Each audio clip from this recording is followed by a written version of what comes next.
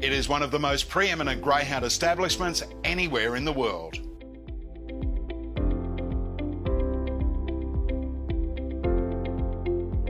Clover Park at Gunning in the Southern Highlands of New South Wales is home to champion trainers Jodie and Andy Lord. And whilst their facilities are often dreamt of, they are rarely created. There's the immaculate grass straight track with electronic timing, climate-controlled racing kennels, and a plethora of puppy yards holding potential future champions. It's carved into a picture-perfect countryside setting, but it's a far cry from what it was 20 years ago. Bare block of land. Didn't even have a driveway. I cut it off my neighbour's property, so it was basically just a block with hills on it and full of grass and rocks. It's an absolute showpiece.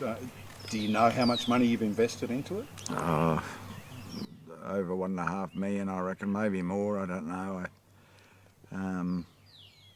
I remember my neighbour. He was a ex-war veteran. He said to me, when he cut it off, he was a really genuine bloke. Because I couldn't get land anywhere, and he gave me half his, and it wasn't for the money, because he charged me $50,000, And he said to me, one day this will be paradise. And I sort of laughed. I thought, yeah, one day I'll be just fixing it up and sell it and move somewhere else. But he was right.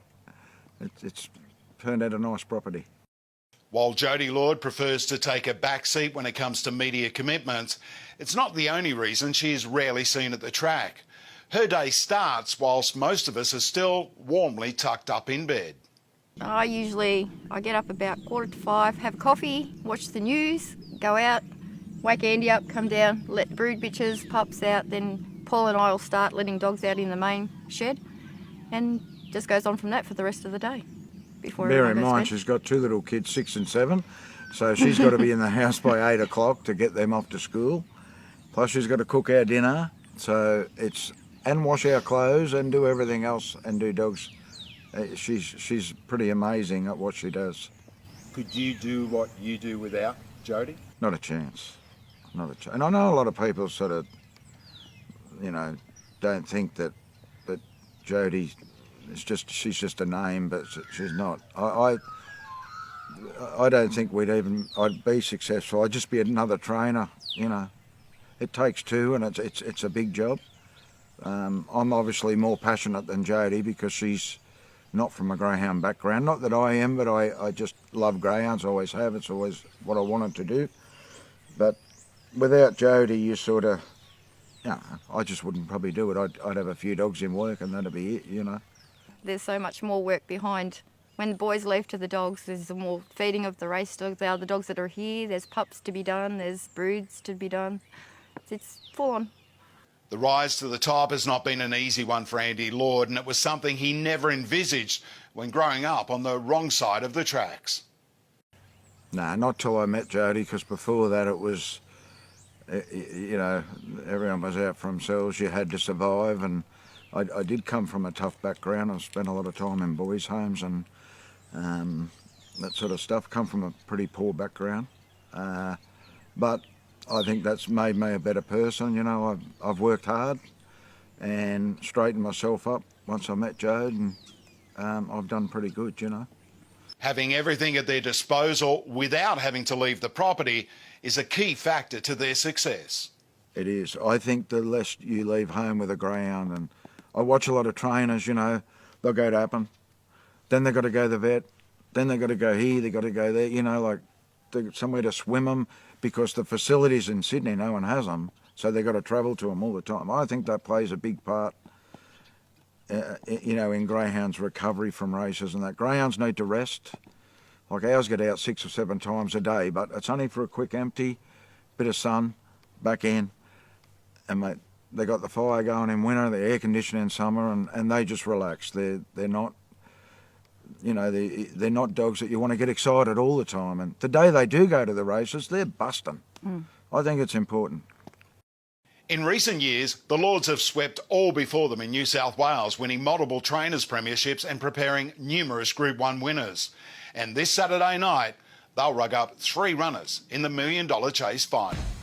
but it's Coast Model left a long leader. 6 lengths in front of Corborn Hooper. Fernando Hunter getting up on the inside, then Miss Esme. But Coast Model went coast to coast and won it brilliantly on a night full of stars. She's the Pearl, is brightest of them all, and she dazzles again. War Weapons coming home out wider. It's Doonan from War Weapon. Doonan rode the bump, repelled the challenge, and won it. The sprinting sensation She's a Pearl is chasing her 12th win in succession, and amongst those victories was a memorable win in the Group 1 Golden Easter Egg.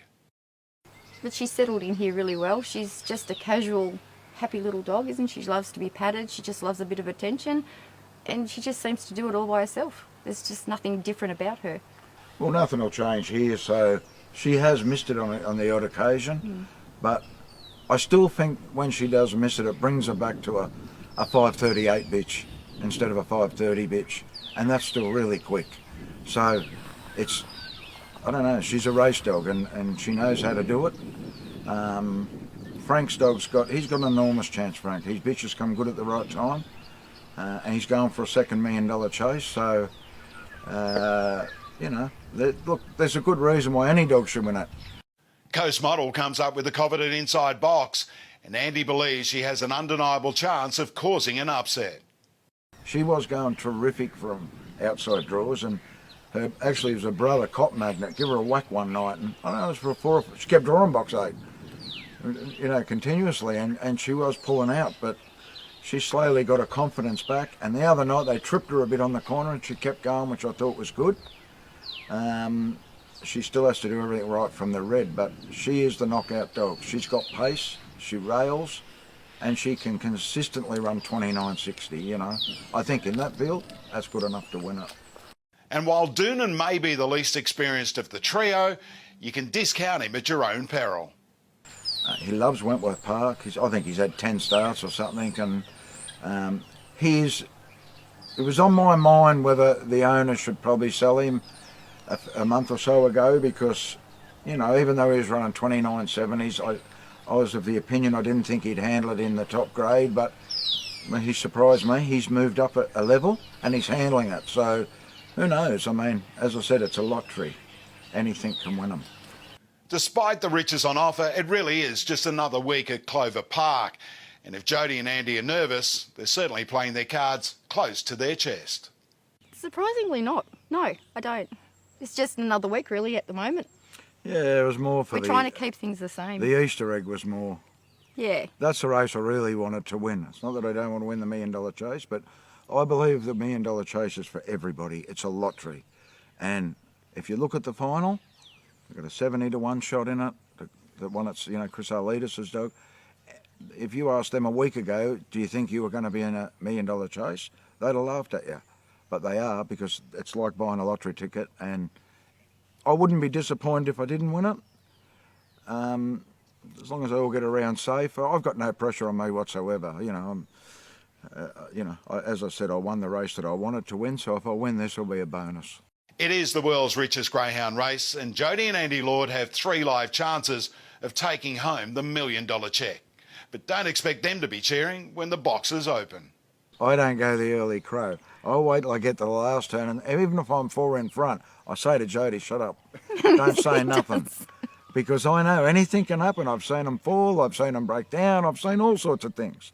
So, but when they go past the post, I was right. Then he says shut up for the time. You've only got one pick. Tell me which one of your dogs thinks can win. I'm going to go Coast Model. I'll go Pearl. And Doonan and Coast.